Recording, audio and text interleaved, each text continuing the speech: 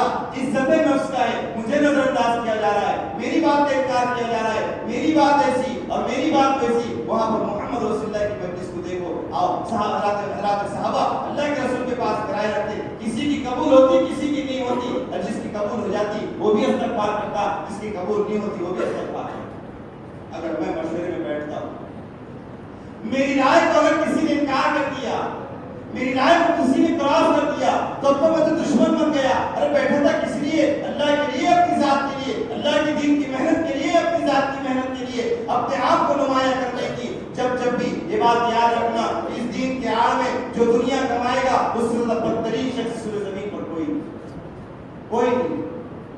اگر دعوت کے کام میں لگ کر لوگ اپنی وجاہت بنانا چاہیں گے، لوگ اپنی عزت اپنے اثر رسوخ کو بنانا چاہیں گے، وہ جتنا اثر بنائیں گے اللہ ان کا اثر اتنا زیادہ ختم کرے گا۔ یہ اللہ کا دستور ہے۔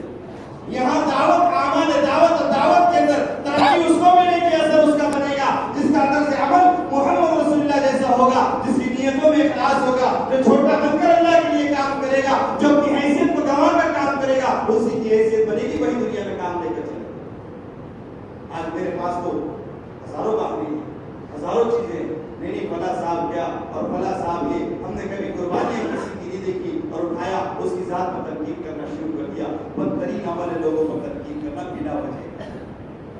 میں نے دعوت کے کام پر کیا حیثیت کیا؟ میں اپنے آپ سے خود سوال کروں، میں تنہائی میں بیٹھ کر سوچوں تو صحیح، میں غور تو کروں، برسوں سے دعوت کا کام کر رہا ہوں، مشورے میں بیٹھ رہا ہوں، محلوں میں چل رہا ہوں، خروج ہو رہا ہے، مسجد کی آبادی کی محنت ہو رہی ہے، پھر اتنی محنت دوڑ دھوپ کے بعد بھی میرے ایمان کی سطح کیا بنی، میرے ایمان کس معیار کو پہنچا؟ آیا میرے سامنے آنکھوں کے سامنے جنت جہنم آئی یا نہیں آئی؟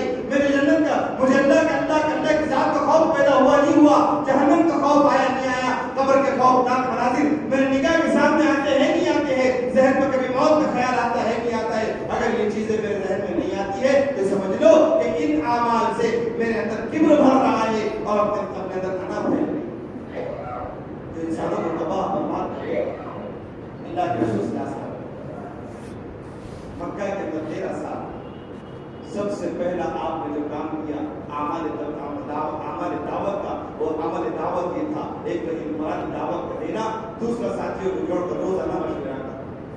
13 سال محمد صلی اللہ علیہ وسلم نے مکے کے اندر انفرادی دعوت اور اجتماعی مشورہ اور وہ مشورے کے اندر سیکھنے سکھانے کا عمل چلتا رہا۔ 13 سال کی ایک طویل مدت کے اندر نبوت خود 23 سال کی تھی، اس میں اکثر نبوت کا جو مدت تھی وہ مکہ المکرمہ میں گزری، اور 13 سال کے اس طویل عرصے کے اندر جو عمل محمد رسول اللہ صلی اللہ علیہ وسلم نے دیے وہ ایک مشورے کا جو بنیاد ہے پورے دین کے پنپنے کی، پورے دین کے پھیلنے کی، پورے دنیا میں دین کی اشاعت کی، پورے دنیا میں دین کی تبلیغ۔